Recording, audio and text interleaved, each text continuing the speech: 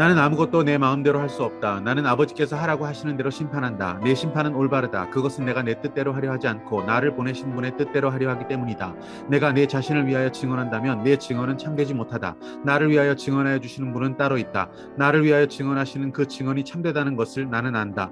너희가 요한에게 사람을 보냈을 때 그는 이 진리를 증언하였다. 내가 이 말을 하는 것은 내가 사람의 증언이 필요해서가 아니다. 그것은 다만 너희로 하여금 구원을 얻게 하려는 것이다. 요한은 타오르면서 빛을 내는 등불이었다. 너희는 잠시 동안 그의 빛 속에서 즐거워하려 하였다. 그러나 나는 요한의 증언보다 더 큰 증언이 있다. 아버지께서 나에게 완성하라고 주신 일들, 곧 내가 지금 하고 있는 바로 그 일들이 아버지께서 나를 보내셨다는 것을 증언하여 준다. 또 나를 보내신 아버지께서 친히 나를 위하여 증언하여 주셨다. 너희는 그 음성을 들은 일도 없고 그 모습을 본 일도 없다. 또 그 말씀이 너희 속에 머물러 있지도 않다. 그것은 너희가 그분이 보내신 이를 믿지 않기 때문이다. 너희가 성경을 연구하는 것은 영원한 생명이 그 안에 있다고 생각하기 때문이다. 성경은 나에 대하여 증언하고 있다. 그런데 너희는 생명을 얻으러 나에게 오려고 하지 않는다. 나는 사람에게서 영광을 받지 않는다. 너희에게 하나님을 사랑하는 마음이 없는 것도 나는 알고 있다. 내가 내 아버지의 이름으로 왔는데 너희는 나를 영접하지 않는다. 그러나 다른 이가 자기 이름으로 오면 너희는 그를 영접할 것이다.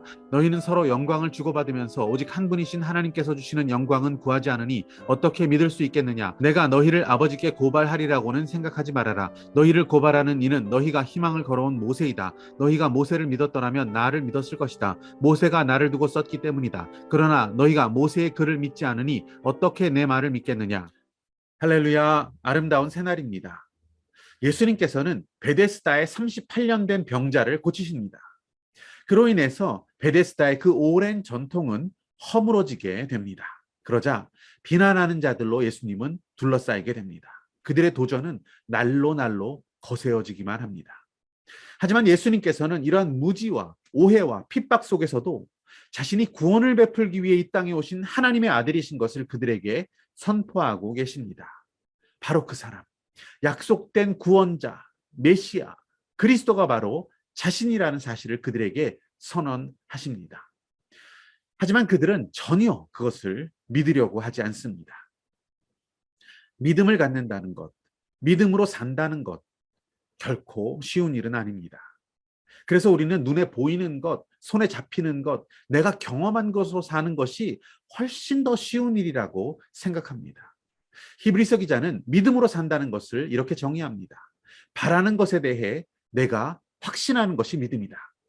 보이지도 않지만 그것에 대한 증거를 내 마음속에 갖고 사는 것이 믿음이다. 이렇게 이야기하고 있습니다. 믿지 않고 있는 그들의 마음에 대해서 예수님은 세 가지 측면에서 증거하십니다. 먼저는 침례자 요한이 주님을 증언했지만 그들이 믿지 않았다는 사실입니다. 그리고 보내신 아버지의 증언도 그들이 믿지 않고 있다는 사실. 마지막으로 모세의 글, 즉 성경도 믿지 않고 있다는 것을 말씀하시면서 그들이 얼마나 믿음이 없는지를 밝혀내고 계십니다. 여러분, 오늘 본문만 해도 모두 6번의 믿음이라는 단어가 등장하고 있습니다. 헬라어 단어로 믿음은 피스티스라고 합니다.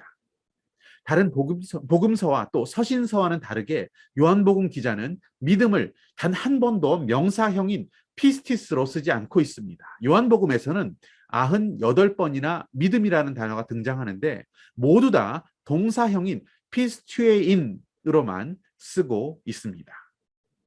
요한복음은 믿음이란 것이 추상적이고 정적인 어떤 상태에 머물러 있는 것이 아니라 능동적이고 역동적인 힘을 가지고 있다는 것을 강조해주고 있습니다.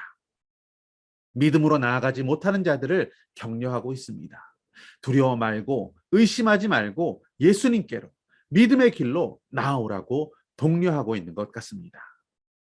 그렇게 믿음으로 나아가지 못하고 있는 그 결정적 이유는 그들이 하나님의 사랑을 의심하고 있었기 때문입니다. 42절 말씀 보시면 너희에게 하나님을 사랑하는 마음이 없는 것을 알고 있다라고 말씀하십니다. 정말 하나님이 우리를 사랑하실까? 그래서 아들을 정말 보내셨을까? 이거 정말 믿어도 될까? 하나님의 그 크신 사랑을 의심하지 않고 두려움 없이 우리를 위해 보내신 그 외아들 예수 그리스도를 믿을 수 있다는 것은 큰 축복입니다. 사랑 안에는 두려움이 없고 그 온전한 사랑은 두려움을 내어 쫓는다라고 요한 1서 기자는 선언합니다.